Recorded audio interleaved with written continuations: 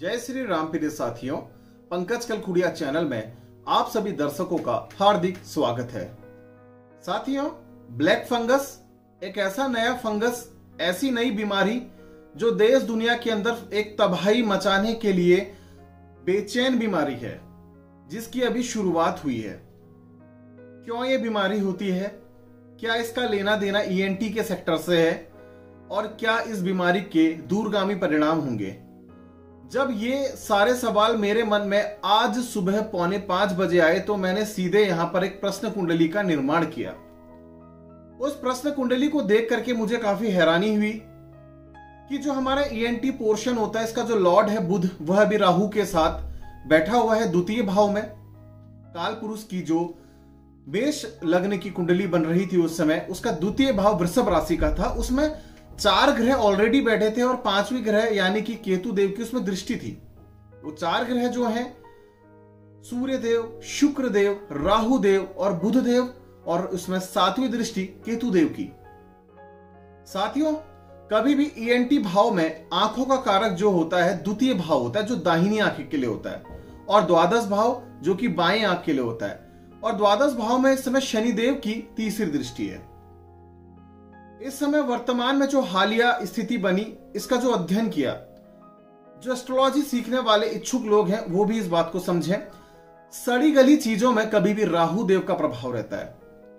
Corona की बीमारी में जहां पर को भी जब अंग में सड़ने की परेशानी स्टार्ट हो रही है, जो सड़ी गली जो अंग जो परेशानी का कारक बन रहे हैं, वह राहु देव ही उसको उत्पन्न कर रहे हैं, जो कि कोविड की प्रॉब्लम के लिए भी रीजन बने। राहु देव जब भी वृषभ राशि में आते हैं और लंबे समय तक टिकते हैं तो वो क्या करते हैं, चेहरे से रिलेटेड परेशानी क्रिएट करना स्टार्ट करते हैं, भले वो काल पुरुष की कुंडली पे आती है या फिर आप लोगों की कुंडली पे उसका गोचर हो रहा होता है। ऐसी स्थिति में साथियों कुछ हिस्सों को देखना पड़ता है। राहु के प्रभाव में बुध देव जो कि ईएनटी के लॉर्ड हैं, तो आप देखेंगे कि गले से ऊपर के पोर्शन में ही ज्यादा ही बीमारी पकड़ रही है। सूर्य देव जो होते हैं आंखों के कारक होते हैं। साथ ही में आप देखेंगे कि जो कोरोना की बीमारी की जो दवाई का असर ज्यादा हो, इसके लिए एस्टेरॉइड पेशेंट को दिया जा रहा है ताकि एक्सपेंडेशन हो उसका, हो एक्सप्लोरेशन हो दवाई का बॉडी के अंदर। उस एस्टेरॉइड का भी लॉर्ड जो होता है राहु देव होते हैं। और साथ ही में जिन लोगों को इससे पैरालिसिस की प्रॉब्लम आ रही, वो भी राहु देव से जनित एक बीमारी है। कुल मिलाकर के यहां राहु देव से परेशानी उत्पन्न हुई पड़ी है। और साथ ही में आंखों के पोर्शन को इसलिए ज्यादा इंपैक्ट किया हुआ है क्योंकि 5 ग्रहों का इसमें दाएं आंख में और बाएं आंख में केवल 1 ग्रह की इसमें दृष्टि बनी हुई है। साथियों, बड़ी हैरान करने वाली बात है, जब यह बीमारी पनपनी स्टार्ट हुई उसके बाद जो अब एक ग्रहों का तुरंत राशि परिवर्तन होना है या फिर कोई वक्री अवस्था में जा रहे हैं, तो ऐसे एकदम से एकाएक देखेंगे आप बुध वक्री हो रहे हैं जुलाई तक। साथ ही में शनिदेव अभी वक्री होने वाले हैं 23 तारीख को। और साथ ही में आप देखेंगे कुछ समय बाद गुरु भी वक्री होंगे। फिर साथ ही में आप देखेंगे कि सूर्य ग्रहण आ रहा है जो कि आंखों का कारक है, आंखों को और डाउन करेगा। चंद्र ग्रहण अभी सामने पर को आ रहा है यहाँ पर। साथ ही में आप देखेंगे कि एकाएक इन सभी चीजों का प्रभाव सितंबर तक जाएगा, यानी कि ब्लैक फंगस की बीमारी अभी सितंबर तक धीरे धीरे फैलती रहेगी। पर इसका वृहद रूप अभी ये 2021 और 22 में ज्यादा बड़ा रूप नहीं ले पाएगी, मगर ये बढ़ते रहेगी इस दौरान।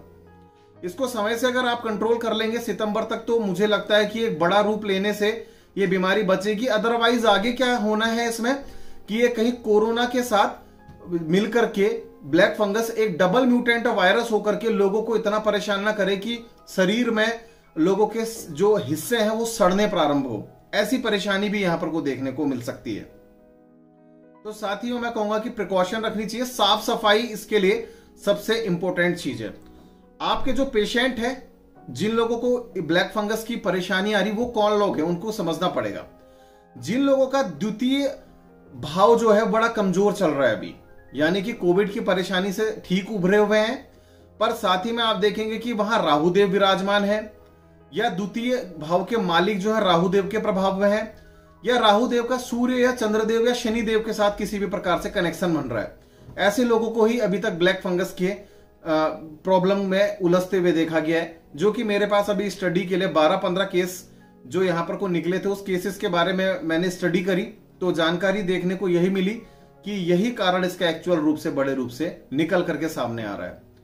साथियों, सितंबर तक का इनमें काबू कर लेना चाहिए, इस हालात को संभाल लेना चाहिए, वरना अभी स्टार्टिंग है, बाद में कहीं ये फिर से 1-1.5 साल बाद डबल म्यूटेंट होकर के कहीं बड़े केसेस बनना प्रारंभ ना करवा दे। इन चीजों का बड़े अच्छे रूप से ध्यान रखने की जरूरत है।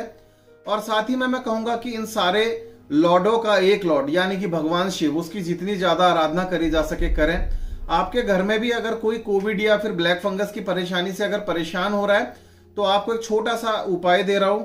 घर पे मिट्टी के साथ सप्तानाच का कॉम्बिनेशन बना के छोटा सा शिवलिंग बना ले, किसी भी दिन हो सके तो सोमवार के दिन, अदरवाइज किसी भी दिन, और उसमें महामृत्युंजय जप का पाठ करते हुए जल को अर्पित करें 108 बार। उसके बाद उसे अपने घर के ही किसी पेड़ के नीचे या फिर गमले में उस शिवलिंग को रख दें। ऐसा लगातार आप हो सके अगर तो 7 सोमवार तक करिए, आपको बहुत बेहतरीन इसके रिजल्ट्स और फायदे मिलेंगे। आपके घर में ये बीमारी पनप ही नहीं पाएगी।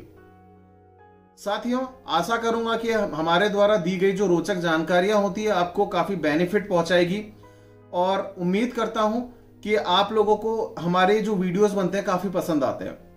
आज के लिए बस इतना ही। धन्यवाद और जय श्री राम।